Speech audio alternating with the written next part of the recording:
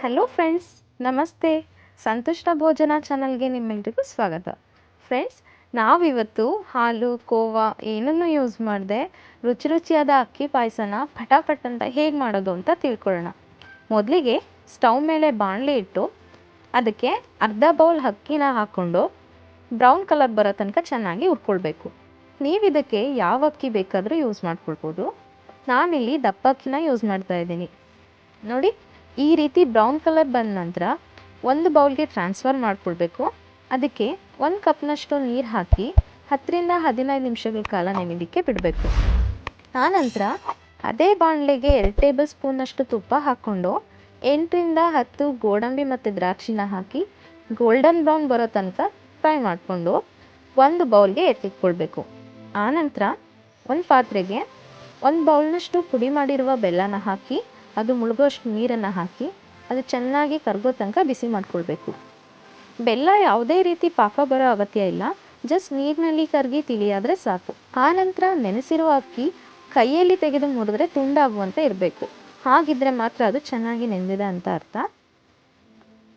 Friends, ನಾನಿಲ್ಲಿ ಅಕ್ಕಿನ 2ರಿಂದ 3 ಸಲ ಚೆನ್ನಾಗಿ ತೊಳೆದು ನೀರನ್ನು ಸೋಸಿ ಇಟ್ಕೊಂಡಿದ್ದೀನಿ. ಇದನ್ನು ಮಿಕ್ಸಿ ಜಾರ್ಗೆ ಹಾಕ್ಕೊಳ್ಬೇಕು. ನಂತರ ಇದಕ್ಕೆ 1 ಬೌಲ್ನಷ್ಟು ಕಾಯಿ ತುರಿಯನ್ನು ಹಾಕ್ಕೊಂಡು 2ರಿಂದ 3 ಏಲಕ್ಕಿಯನ್ನು ಹಾಕಿ ಸ್ವಲ್ಪ ನೀರನ್ನು ಹಾಕ್ಕೊಂಡು ತರಿಯಾಗಿ ರುಬ್ಬಿಟ್ಕೊಳ್ಬೇಕು. ನೋಡಿ, ಅದು ಈ ಕನ್ಸಿಸ್ಟೆನ್ಸಿ ಇರಬೇಕು. ಆನಂತರ ಬಾಣಲಿಗೆ ಕರಗಿಸಿರುವ ಬೆಲ್ಲದ ಪಾಕನ ಹಾಕಿ ಶೋಧಿಸ್ಕೊಂಡು ಅದಕ್ಕೆ ರುಬ್ಬಿರುವ ಅಕ್ಕಿ ಮತ್ತು ಕಾಯಿಯ ಮಿಶ್ರಣನ ಹಾಕಿ ಅರ್ಧ ಕಪ್ನಷ್ಟು ನೀರನ್ನ ಹಾಕಿ ಮೀಡಿಯಮ್ ಊರಿನಲ್ಲಿ 7ರಿಂದ 8 ನಿಮಿಷಗಳ ಕಾಲ ಬೇಯಿಸ್ಕೊಳ್ಬೇಕು. ಫ್ರೆಂಡ್ಸ್, ನಾವಿಲ್ಲಿ ಅಕ್ಕಿ ಹಾಕಿರೋದ್ರಿಂದ ಬೇಗ ಗಂಟಾಗೋ ಸಾಧ್ಯತೆ ಇರುತ್ತೆ. ಆದ್ದರಿಂದ ಬಿಡದೆ ಕೈ ಆಡಿಸ್ತಾನೆ ಇರಬೇಕು. ಜೊತೆಗೆ ನಮಗೆ ಬೇಕಾದ ಕನ್ಸಿಸ್ಟೆನ್ಸಿಗೆ ಎಷ್ಟು ಬೇಕೋ ಅಷ್ಟು ನೀರನ್ನು ಹಾಕ್ಕೊಳ್ಬೋದು. ನಿಮಗೆ ಗಟ್ಟಿ ಬೇಕು ಅಂದರೆ ಕಮ್ಮಿ ನೀರನ್ನ ಯೂಸ್ ಮಾಡ್ಕೊಳ್ಬೋದು. ಇಲ್ಲ ತೆಳು ಇರಬೇಕು ಪಾಯಸ ಅಂದರೆ ಸ್ವಲ್ಪ ಜಾಸ್ತಿ ನೀರನ್ನ ಆ್ಯಡ್ ಮಾಡಿಕೊಂಡ್ರೆ ನಡೆಯುತ್ತೆ.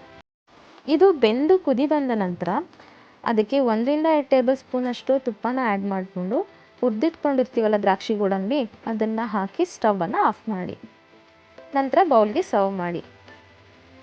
ಈಗ ಬಿಸಿ ಬಿಸಿಯಾದ ಅಕ್ಕಿ ಪಾಯಸ ತಿನ್ನೋಕ್ಕೆ ರೆಡಿ. ಫ್ರೆಂಡ್ಸ್, ಇದೇ ರೀತಿ ರುಚಿಯಾದ ಇನ್ನೂ ಹಲವಾರು ಸ್ವೀಟ್ ಡಿಶ್ಗಳನ್ನ ನೀವು ತಿಳ್ಕೊಬೇಕು ಅಂತಿದ್ರೆ ಪ್ಲೀಸ್ ನಮ್ಮ ಚಾನಲ್ಗೆ ಸಬ್ಸ್ಕ್ರೈಬ್ ಮಾಡಿ.